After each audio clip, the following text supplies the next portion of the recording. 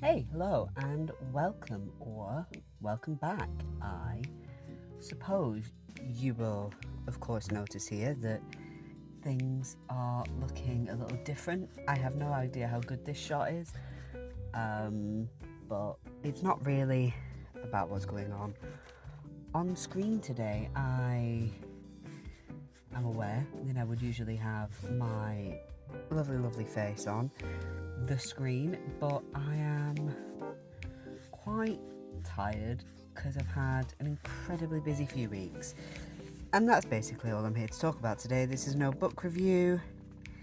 This is just me talking about why I've been away. So, I was only meant to be taking 1 week off. And that was after my last video because my poor time planning really,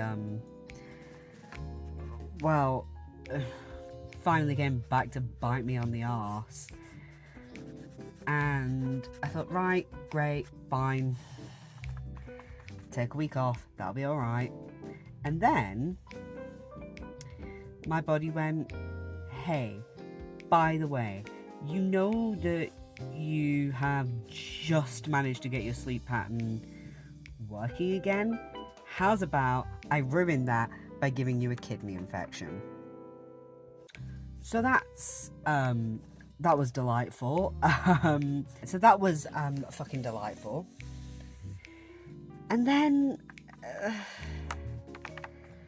I was dealing with that, so I thought, right, well, there was no way I could film doing that. Like, some of the worst pain I've had in a very long time. I mean, I've been on testosterone for a good long while now, but some memory is stronger than others, and pain memory, oh boy, yeah, she sticks around. And the closest thing I could describe it is a lot like period cramps. And I'll overshare here. I've not had to deal with that for like a year and a half, since like February, March last year. Couldn't be more fucking grateful for testosterone for that one. But cheeky little kidney infection came along and went, hey, remember this? And I'm like, oh, I wish I fucking didn't. But that was fun. That lasted a few days. Ended up having to go to urgent care for that one because I'm like, this pain is bad. I'm feeling it in like so many different parts of my abdomen. It was like in my back, my chest, like my lower stomach, all over. So I'm like, oh, okay. Can I not be experiencing this, please? So I was put on a course of antibiotics. That was all good. And then, right after my antibiotics finished, I'm talking to my mum, and she lets me know, because this is something we've been vaguely planning, and it had not quite been going right, but we keep at it. And she's like, oh, I've been talking to somebody, not through Facebook, but for like a similar sort of ad, kind of Gumtree or something like that, like Facebook Marketplace, Gumtree, something like that. And she was like, I found some cats, there's a woman giving them away for free. And I'm like, okay, that seems kind of strange that she'd just be giving them away, but keep talking to her for a bit, great. So she talks to her for a couple of days, and then she's like, they're arriving tomorrow. That was last week, that was on Tuesday. So I run around late on Tuesday night, hoping for the best from Tesco, which their pet range, at least at my local Tesco, has gotten shite. But I get what I can. Thankfully, they had enough, and I actually needn't have I did need to bother with it. But, you know, I needn't have worried or panicked about it because the previous owner of our lovely cats brought along a bunch of the stuff that I assume they just had in their house. You know, like their food bowls, some food, and like a litter tray, that kind of thing, and some litter. All the lovely stuff that you're going to need when you have your new cats. They are called Lily and Zelda, and they are perfect, and I love them. And now, a brief interlude to introduce you to the cats.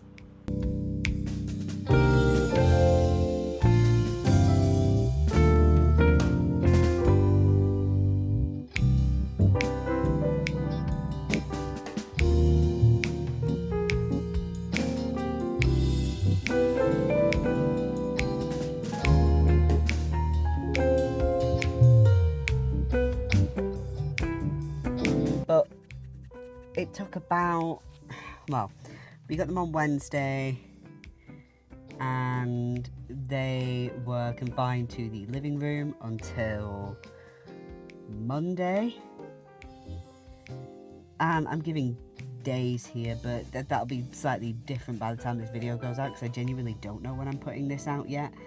I'm literally just filming it, and I'm probably, as soon as I edited it, I'll be putting it up. So I'll put dates in editing to make my life a bit easier to explain what I'm talking about. But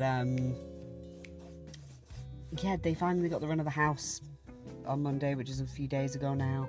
I think it's Thursday now. Yep. Yes, I did have to check that. And they're settling in just great. They're little terrors in the best way possible. I love them so very much. And they're really friendly. We were worried a bit about Zelda, that she was going to be super shy and we would just not see her at all. And while generally she prefers to hide away, we certainly don't see her during the day as much as we see Lily. She is much more of a kind of night owl. Changing hands here because it doesn't matter. This is just a wash. Do I care if the shop looks good? Do I buggery?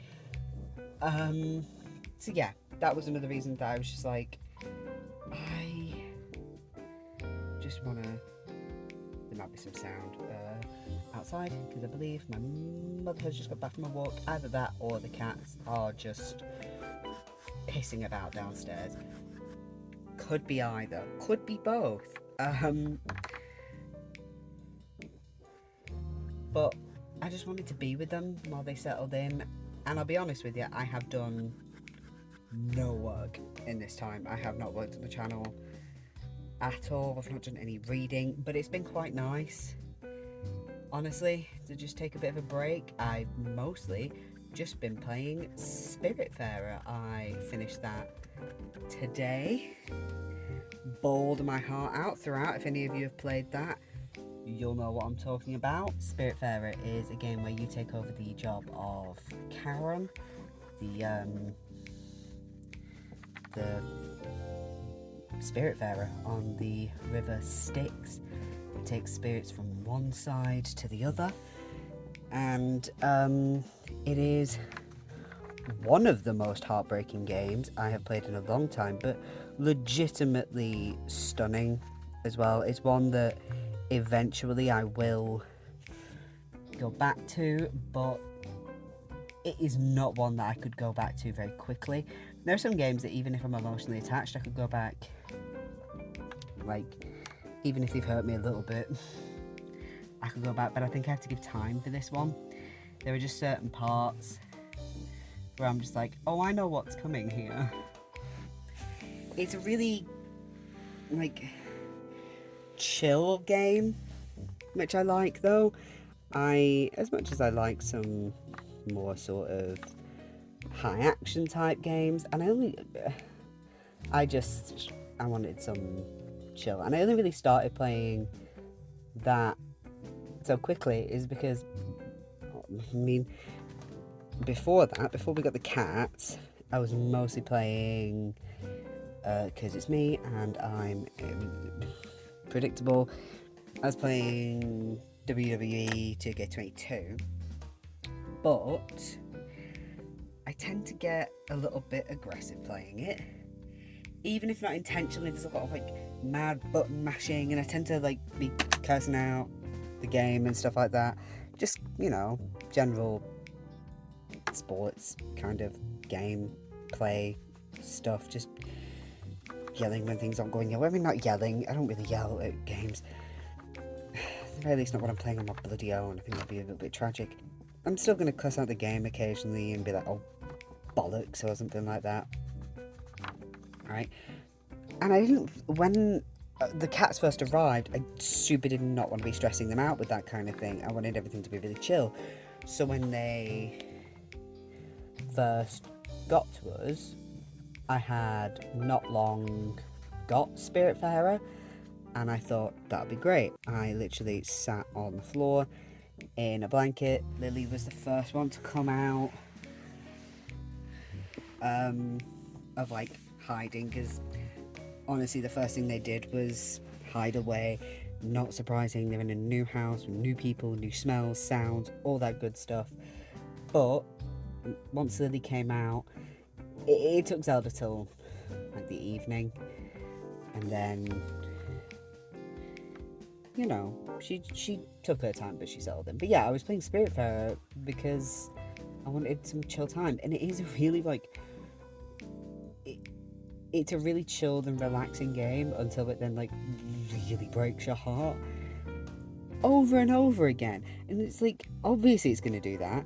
You are carrying, like, you are getting to know these characters like really fucking well, knowing the whole time you are going to have to let them go and help them pass on to the other side. And what I will say is it is really cathartic. Like, for me, I'm not particularly in any kind of grieving myself, but getting new pets for me right now, I was like, I'm ready, but it's still difficult because these are the first pets we've had in the house since my dog Herbie died. And, you know, there's a little bit of that, like, I know that they're going to be here with us a long time, but I know what's going to come eventually. So, like, my thing is literally just, as long as they have the best life I can possibly give them, then I've done all I can. And that was also how I got over Herbie's death, was remembering that, like, he had about 13, I think, years with us, like 12 or 13 years. So, like, and those years were brilliant, frankly. You know, we got him from a rescue place. He'd clearly been mistreated way more than the previous owners who dropped him off there had let them know. You know, he was like scared of the dark, he was scared of being left on his own for any prolonged period of time. And I know dogs are a little bit more generally reticent to be left on their own, whereas cats are a bit more, you know, like, they like their company, but they're a bit more easygoing with being left alone. Herbie didn't like it at all. We always had to make sure there was some light in the house if we did leave him, and, you know, we always made sure that we were never gone for too long, and there was at least one person coming home at a reasonable time, even if just to check up on him and all that. But like I said, the life that we gave him was as good as we could give. And, you know, he was an old dog when he passed, you know. I think he was about 14, maybe 13. Hard to say sometimes with rescue pets, because on his little sign it said 4 years old. On his then records when we got it, it said he was 1. So I would assume more that the one that said he was 1 is correct, though, because he didn't seem like a super, and I know 3 years doesn't necessarily make that much difference, but I feel like it probably would.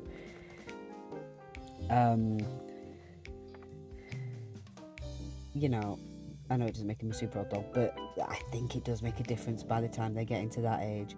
It's not going to make a difference, like the difference between with a dog, say 4 and 7 might not make too much of a difference. Maybe just like a slight change in energy that you're not really going to notice. But you know, if he's meant to be the difference between 13 and 16, I think you're going to see the difference there. And we couldn't really tell. So for anybody watching who's never seen pictures of my dog or anything like that, he was like we only had one ginger patch on him, but the rest of him was like bright white. So there were no real visible signs of aging with him. Dermatologists hate him. He fought every sign of aging by simply having white hair from the beginning. I nearly said he fought every sign of aging by being white, but I don't think that's how that works. But yeah, so how did I go on to this point? Yeah, so I was talking about how Spiritfarer can help with grieving, and I think, you know, playing this with the new pets, my silly little worries about them when I first got them, because I'm like, I need to make sure that they're doing well. These are the first pets we've had, and I'm gonna have to grieve eventually, because I had pets before Herbie, but I was so tiny. I never really grieved those pets in the same way when we lost them. I think it was just a case of, even though I'd had them my whole life, you know, I wasn't there with them when any of them passed. I mean, we had 2 cats. I mean, we had a lot of like hamsters and guinea pigs, and I certainly cried when we lost the guinea pigs because they live for longer. But I don't think I've ever had to go through a grieving process the way I did with the dog, because the rest of the animals, you know, we started out with 2 cats, Toffee and Gizmo. With Toffee, he just ran off, so I didn't see him. And with the other cat, Gizmo, she I mean, I didn't realise until I was like a teenager, honestly, and like late teens as well. I realised, oh yeah, that's why that happened. And those like silly little moments where it was just like, oh, do you want to go to your nan's for the weekend? And I'm like, yeah, I want to go to my nan's for the weekend. I want to make some crafts, because that's what I always did at my nan's house. We made crafts, usually cards, because she loved making cards. I mean, that makes it sound like she's died. She's still alive, but she knits now. She doesn't really make paper crafts anymore. And I knew she was ill, but I just didn't think about it in the long run. It was not that unusual. I spent a lot of weekends at my nan's house, so I was just like, yes, this is another thing, like another weekend, a normal thing. And then as I got older, I'm like, oh yeah, they sent me there so I didn't have to be at home when it happened, because there was no way they were taking me to the vets. I was like maybe 7 or 8 or something like that, and I have always been very sensitive. But with Herbie, I was with him because it happened in the house. He was just, I'm not going to go too far into it because I know it's quite sad, but you know, I was in the house with him. He was just a bit lethargic that day, not really eating properly, and then we started noticing some stuff about his behaviour. I was like, oh, I'll call the vets, just like see if they can think what's up. And at one point they said, right, we're sending somebody over, because I'd mentioned something in particular, and they were like, yeah, we're going to send somebody. And while I was on hold for them to confirm that that's what was happening, I was like, I'm on hold for no fucking reason now. I mean, you still need to send somebody, but you're picking him up not for any care here. But he was taken care of very well, and I know that they do this all the time, and I know that vets generally are just like strong people, because they tend to have to deal with animals that are thrashing, they've got to deal with animals of all sizes. But Herbie, he was a pretty big dog, and I don't mean like, oh, he was a bleeding massive Great Dane or something. He was a Staffy Lab, and he wasn't like the tallest, but he was like physically quite dense in that way that a lot of Staffies are. And and obviously he is just weight at that point. He's not going to help at all, because most animals, even when, like, even if they're not happy about being lifted, they don't go dead weight. They, like, fight back. So it's still, like, almost feels kind of lighter because you're not having to deal with, like, pure mass.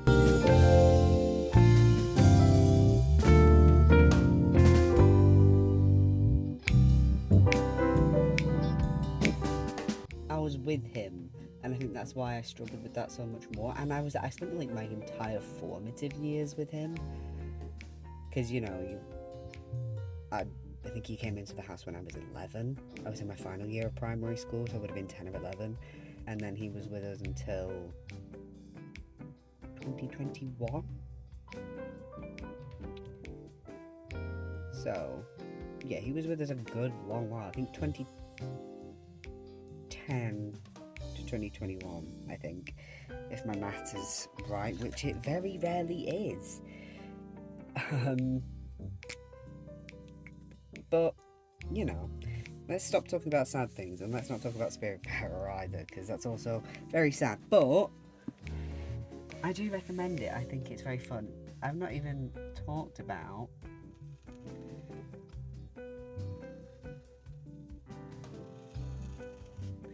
what I'm doing here. If I'm not directly on the lines and that annoys you, get a grip. It's there for me, not for you. I just need shapes to follow.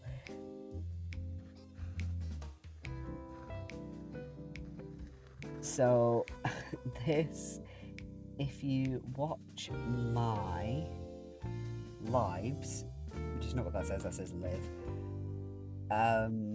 you've seen that I recently, however long ago it was, I think my last live was I did a painting of Live, Laugh, Love That Danhausen, or at least I started doing that. And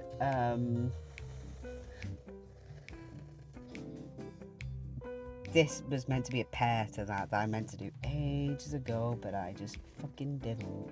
Yeah, this is more wrestling nonsense. This is what the Young Bucks had on their gear. Not for the last pay-per-view, the pay-per-view before, I think, if memory serves, whenever they won their last belts, I think, was when they had this on their gear. My memory isn't great. I think it was like months ago, I think. But I think it was, or maybe not when they got the belts, I don't know. I think it was a Double or Nothing. My memory's kind of poor, and I've not been keeping up with wrestling properly.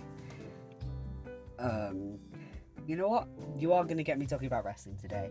I have avoided it on this channel for the most part, apart from a couple of references here and there, and the running bit of every time I say I'm hooked on something, I just pop hook in there. But I think I put Finn Balor in my last video. Not my last video, that was my mainstream video that I put Finn Balor in there because he deserves it. But yeah, the wrestling world's fucking insane at the minute, isn't it? For the past few months, the world of wrestling has been absolutely insane. And I saw somebody put that it was like, MJF left. I was about to say like the full name there. MJF left and then everything went insane. It's like, no. I swear Sasha and Naomi left before MJF did, because I swear there were jokes about him getting the kind of Sasha and Naomi treatment on the next Dynamite. The kind of, we're super disappointed in him and all that bollocks that they made Michael Cole say. And I think Corey Graves was the one that they got to say it on the first Raw, which, by the way, okay, ignoring the Corey Graves thing, because he was always weird about Sasha Banks anyway, and but he's a heel commentator. No, he's fucking weird about Sasha Banks.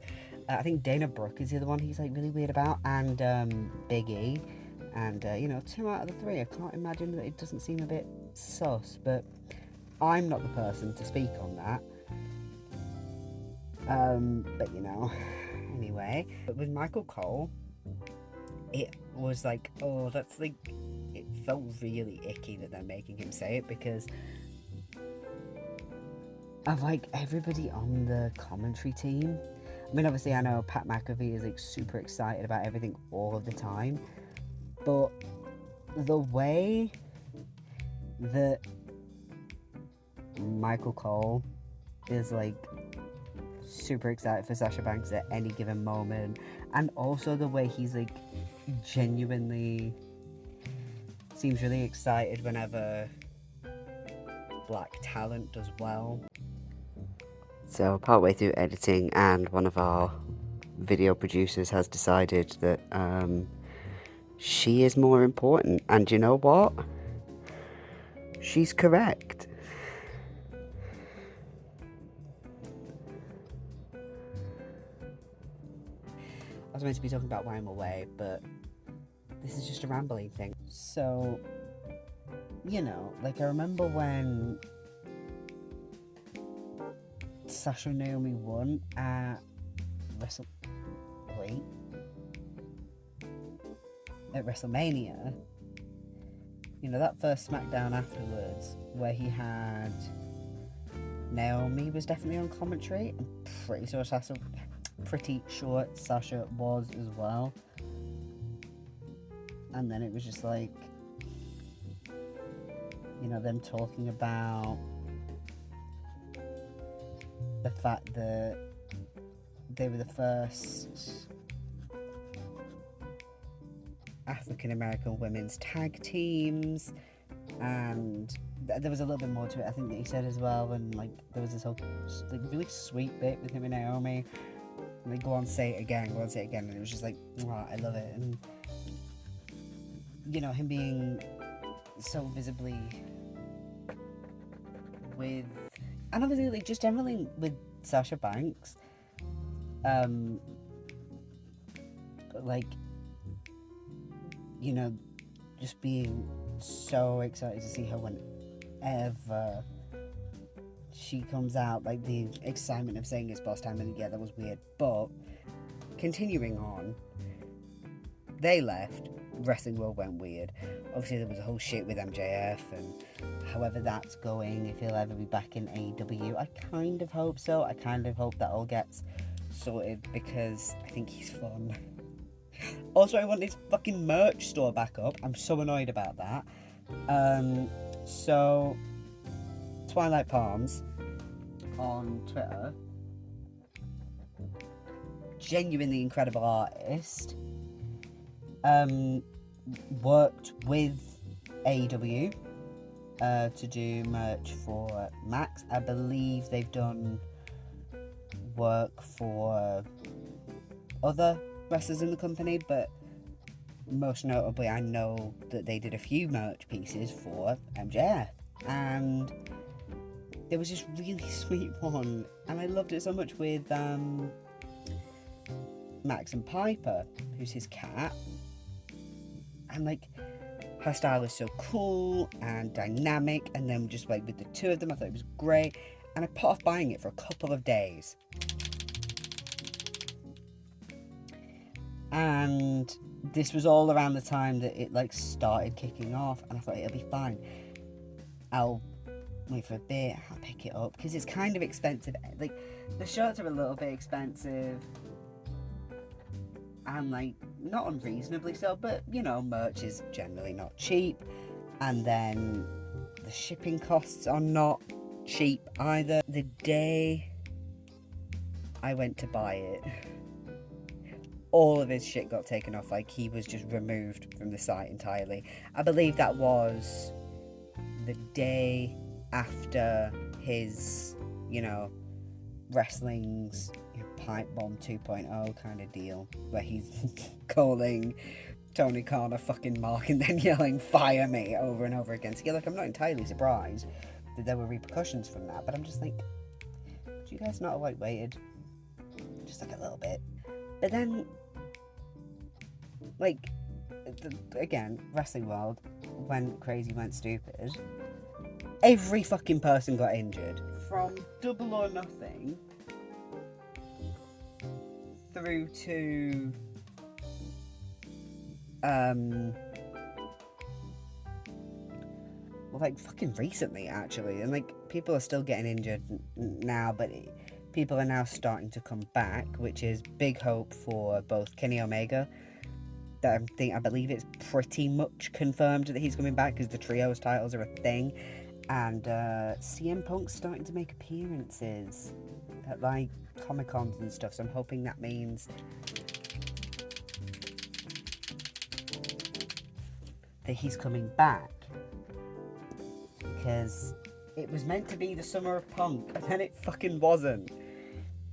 But you know, he got injured, Bryan Danielson got injured, Adam Cole got a fucking concussion, and there were a few in WWE as well. Obviously, Cody Rhodes, I mean, Jesus Christ. I believe Red Dragon, they both got injured as well, and I believe there was a minor injury with Matt Jackson from the Young Bucks. Like, it was all going on, and but yeah, people seem to be starting to make their way back. I mean, Danielson's back now.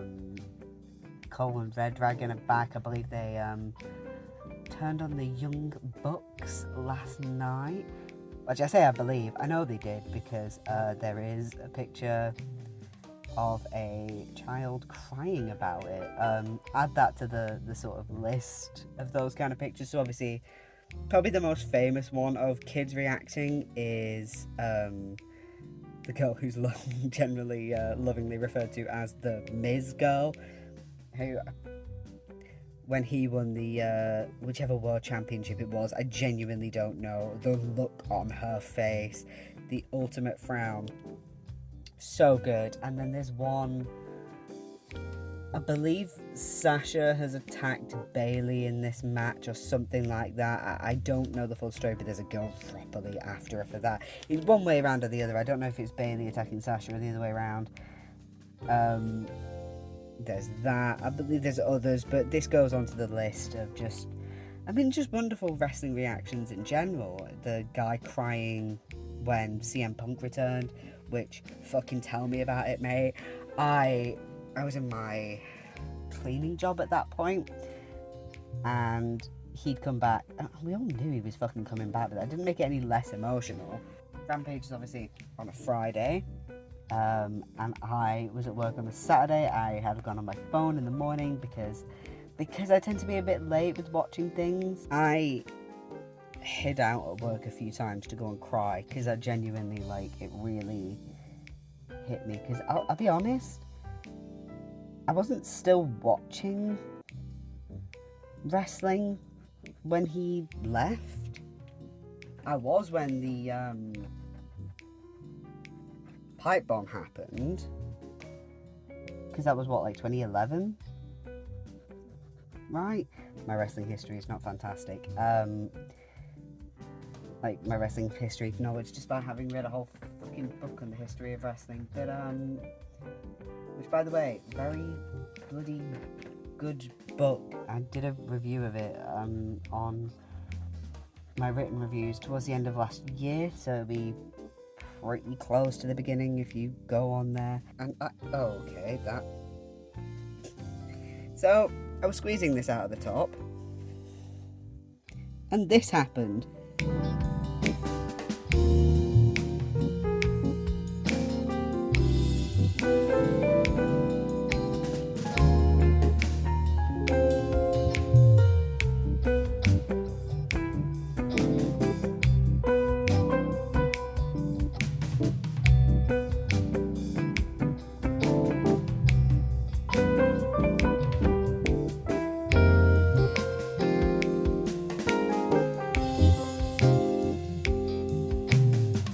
You know what I should talk about? What my plans are in the upcoming fucking weeks. I believe I was meant to have already done that, but it's me, and I got sidetracked. And unsurprisingly, I got sidetracked by wrestling. So my plan for next video is to read the Lucy Diamond book. I know I was meant to be reading some library books, but I ended up returning them. I just thought, you know what, fuck this. I need to hard reset, get on track for what I'm meant to be doing. So yeah, I've got a Lucy Diamond book. I can't even remember what it's fucking called. I believe this is it. Secrets of Happiness, I think, or something like that. Yeah, The Secrets of Happiness. So I'll be reading that next.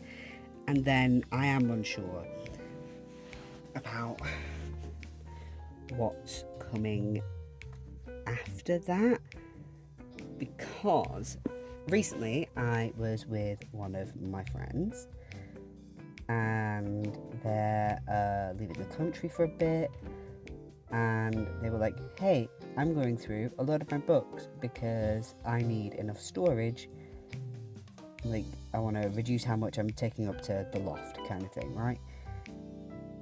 And I was like, yeah, I'll take a few books because we don't necessarily read all of the same stuff. And I'm always interested in reading new things. So I've got like a bag full of books, probably about 15 books in total. So that should see me through for a while. I'm not going to reveal what I've got in there, and I'm just going to be doing it a bit at a time. So, there's a couple of authors in there where I've got a few books by the same author, and I'll probably do like dedicated author videos.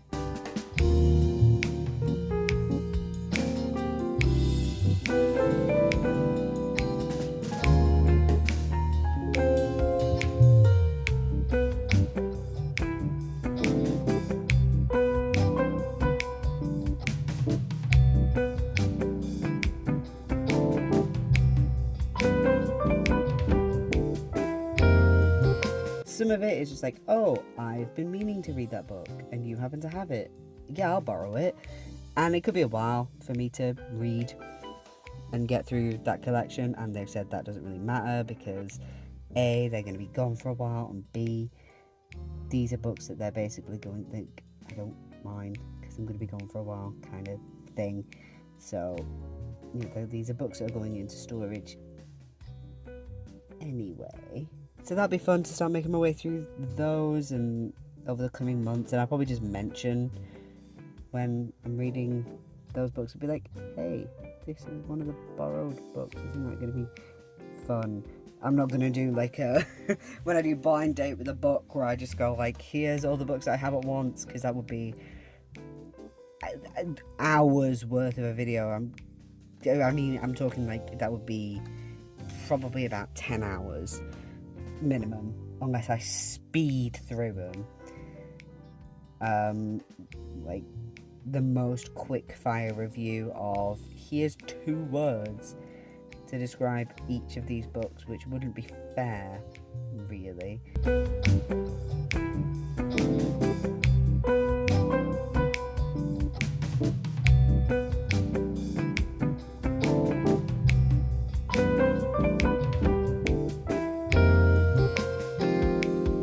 An upcoming book which I can guarantee is Never Let Me Go. I wasn't expecting to get it on BorrowBox until like September, but clearly whoever had it on reserve and who'd been borrowing it had decided either to cancel reserve, or they just handed it back, returned it quicker than expected. So I have that now. I haven't started it at all yet, and given that I've just played through a game which has emotionally wrecked me multiple times, maybe not read that super quickly, but I'm probably gonna have to read it relatively soon because I don't know how often I'm gonna be able to renew that, if at all, given that it was months for me. Like, it was possibly going to be months for me to be able to pick it up, meaning that there was at least like probably about 2 or 3 people ahead of me.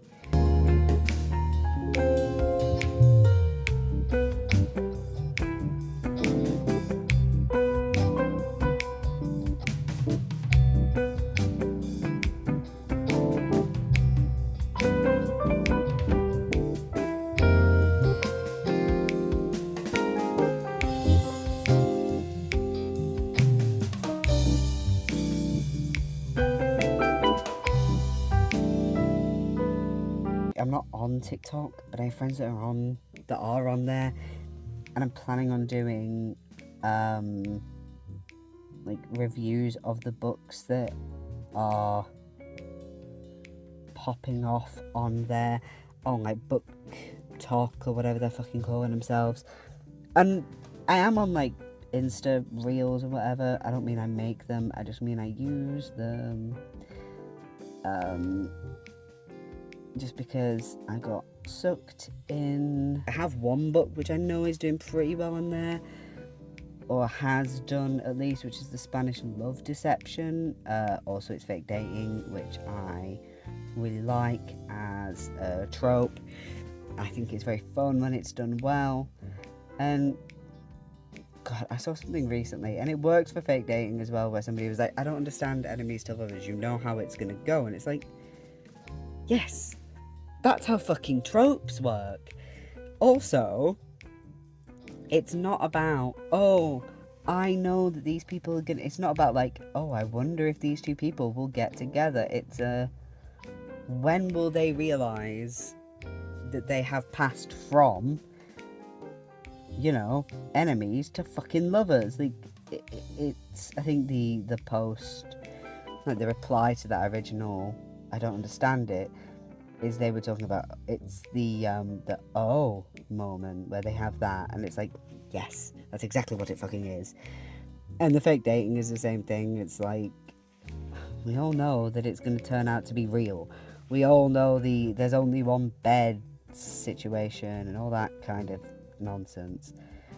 And it's fun and it's silly. And we read it not for the oh, I wonder if it's gonna happen. We read it for the, when are they gonna see that this isn't fake anymore? When are they gonna see that there's something more going on here, right? So yeah, Spanish Love Deception, that'll be coming on here soon. I believe it's called How to Stop Time. This isn't going to be part of the TikTok video, but Matt Haig, author of The Midnight Library. I don't know how recently this book came out. I think relatively recently. But I fucking love The Midnight Library, so I want to see what else Matt Haig has to offer. So I picked that up. I think I picked those two up at the same time because they were on offer. You know, Tesco has the 2 for whatever deal. I think I got them there. But I'm going to be doing some library trips soon, like with some reservations, to try and get some of those bollocks TikTok books. So I think one of them's called like How to Kill Your Family or something like that. I've seen the cover and I can't remember what it's called. It's got a fucking stunning cover, and it's by Colleen Hoover. Especially that Colleen Hoover one as well. That's one of those I see all over like social media and stuff.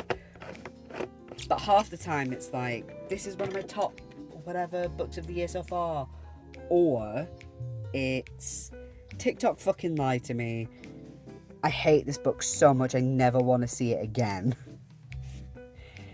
And I'm curious about books like that because they make for good review content.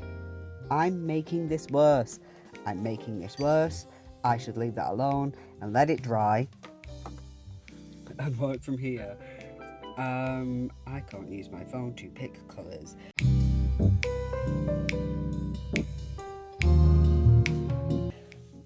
I've made a mistake. By the way, if there are any books where you've been like, hey, I've been considering reading this, but I don't know how good it's going to be, or if there are any books where you've gone, everybody else thinks this is great, but I just don't fucking get it. I don't understand what everybody else sees in this. Let me know, because I think those books are so much fun.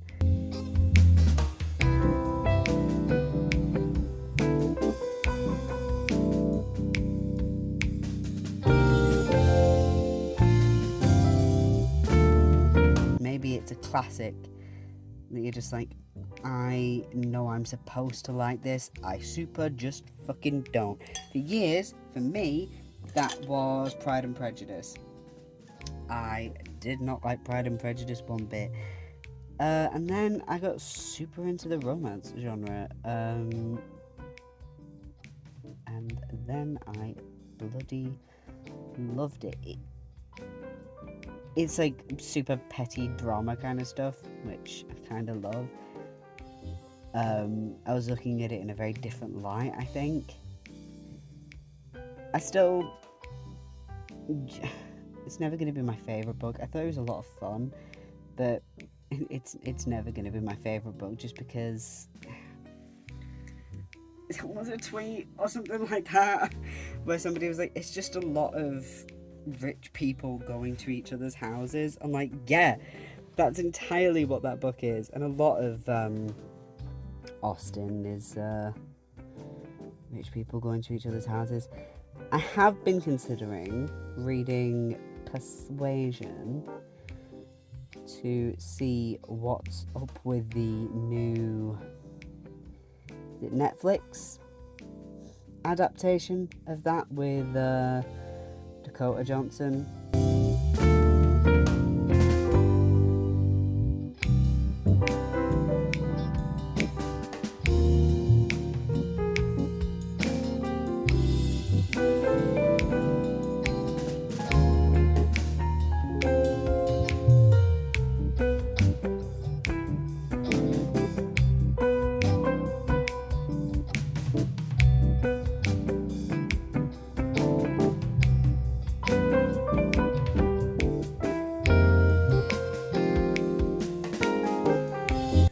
What she's like in Persuasion. I don't know what she's like as an actor in general. People seem to like her. They think she's funny.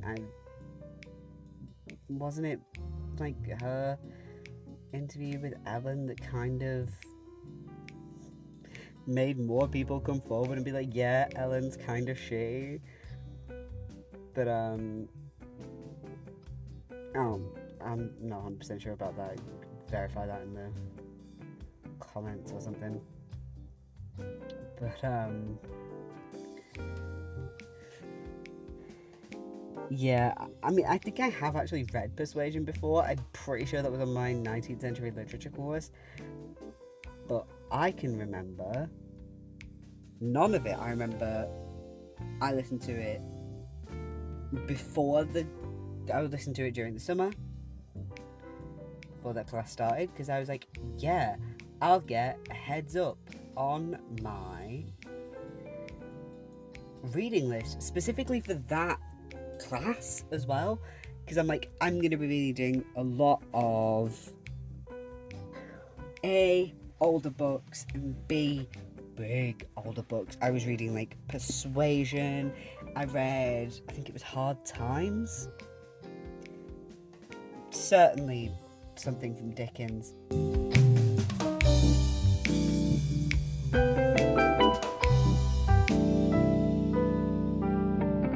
And there's just a lot of like dense, long books. I'm like, yeah, I'll get a head start on this. And I thought, yeah, I'll read Persuasion. Can't remember any of it. I'm pretty sure it's Persuasion. Something about a sea captain having been gone for a long time. And they're like, oh, are we still in love even though you've been gone for a long time? And I'm pretty sure there's a bit where they go to a beach because somebody's ill. But that's in so many Victorian novels because that's just what Victorians did. Oh, I wonder why going to get some fresh, clean air helps me stop feeling ill when I spend all of my time in a city which is so densely full of smog and dirt and pollution. I wonder why that works. But yeah, I've heard very few good reviews of the Lena Norms. That's because I'm thinking about what I'm about to say in a fucking second. Of the Persuasion video. I am with Lena Norms though, just because they use not third person. Breaking the fourth wall doesn't mean it's got anything to do with Fleabag. I'm sure there is some inspiration from that. I'm sure that may have played on the back of their mind from everything I've seen style-wise. It wouldn't surprise me, but saying that fourth wall breaks in female-centric media is just trying to be Fleabag is like when so this is mostly talking about when journalists use this, because like Lena Norm said in her video, yeah, I get it, because it makes really easy headlines, but also stop it. It is bollocks. It is also bollocks. Have I salvaged that? No, I haven't. Fix you in a minute. So I don't know if people still do this, and maybe it just got transported from Dark Souls to Elden Ring. But you know when a video game is difficult, and it's just like, oh, this is like the so this is like the new Dark Souls, or this is the Dark Souls of whatever the game they're talking about genre. Saying that fourth wall breaks are just Fleabag feels like exactly the same. It's like, no.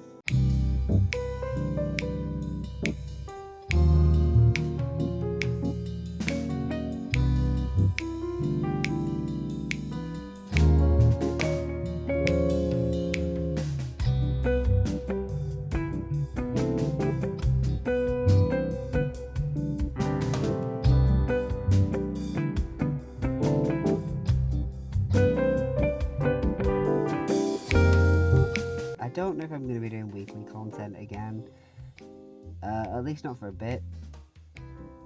I think that's the sort of thing that can wait until picked up Steam again.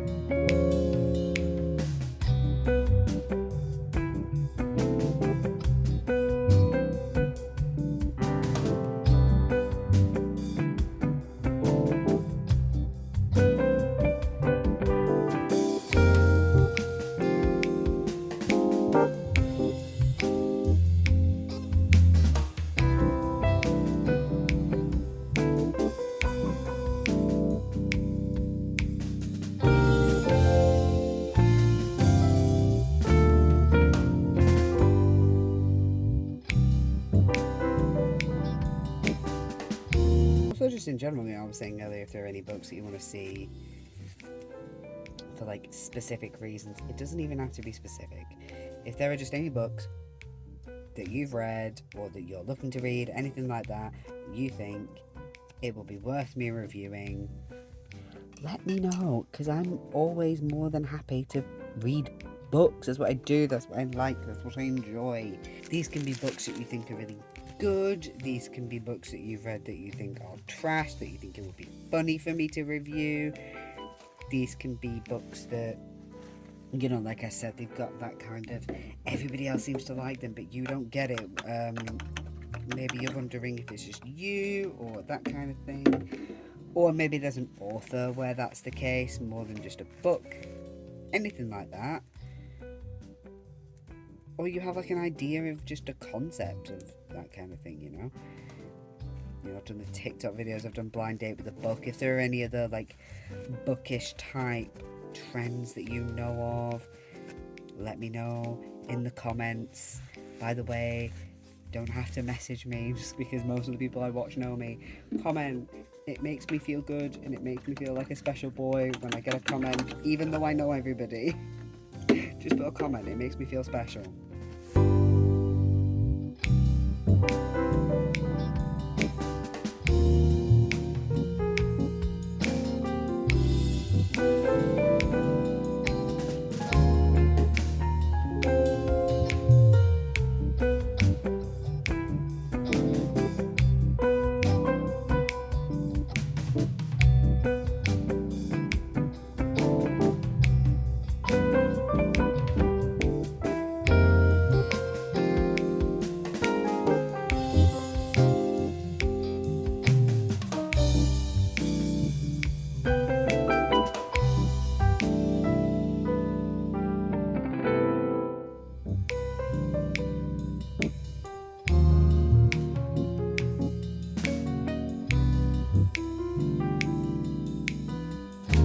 The way that a lot of tropes are talked about is kind of like fucking irritating, to be honest. I mean, obviously Twitter is where good discussion goes to die anyway, but there's kind of a thing of just generally pointing out, oh, but that's a trope, and it's like, yes, tropes aren't inherently bad. They're in every piece of media you have ever interacted with in your life. And there are two ways that tropes are used well, either in that very knowing kind of messing about with it, trying to subvert it maybe, that kind of thing, or using it in a way that you forget that like that's just a trope, and like bigger tropes you're gonna notice a bit more obviously, and there are tropes that needs to die in the bin, but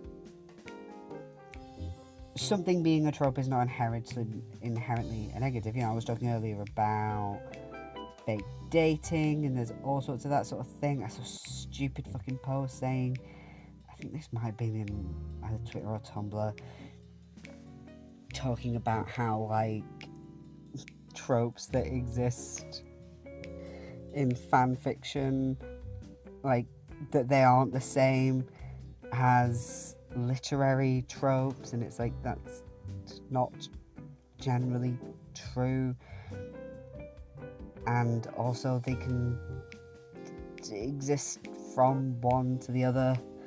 Like a lot of people who write traditional fiction have started life writing and or reading fan fiction. Can't say I class myself amongst them. I've never been able to get into fan fiction. Existed in fandom spaces, never been my thing. I think I've spoken about that before, but yeah, I thought that was so stupid, because it's just like, no, a lot of tropes in fan fiction are because people who read and write fan fiction are often booky little nerds who take that onto their own fiction. Either they're booky nerds or they're just fiction nerds in general for whatever lovely little bit of fiction that they like. And like I said, not something in being a trope is not a negative in and of itself. But there are shitty fucking tropes, you've got the weird tropes around people being virgins and stuff like that. Like, in a lot of fiction, romance fiction, there's like weird shit around people being virgins or like innocent and sweet people, usually women, and it's very, very strange, very odd. Look at something like 50 Shades, or after Twilight, anything like that. It's all fucking weird. And what's worse is a lot of it's written like by women. And it's like, oh, you're gross. Or like the tropes of like, I'm not like the other girls. Or a guy saying you're not like the other girls or anything like that. It's just like, why is that a good thing? Why is it better or worse if she is not like other girls? Who are these other girls in this situation? Like, shut up. You're a tit.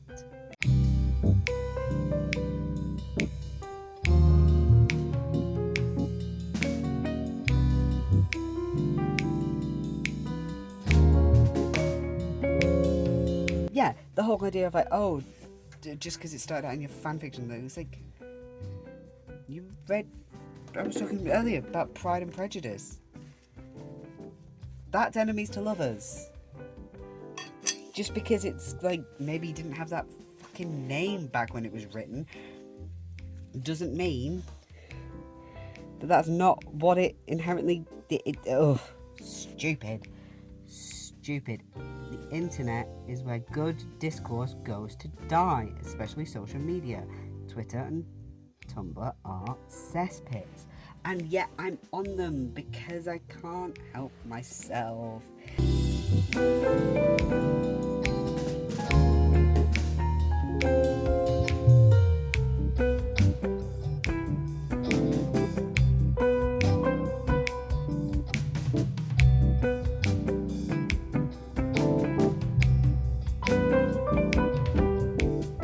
So, I hope you have a wonderful day, a wonderful night, a wonderful whenever you are watching this.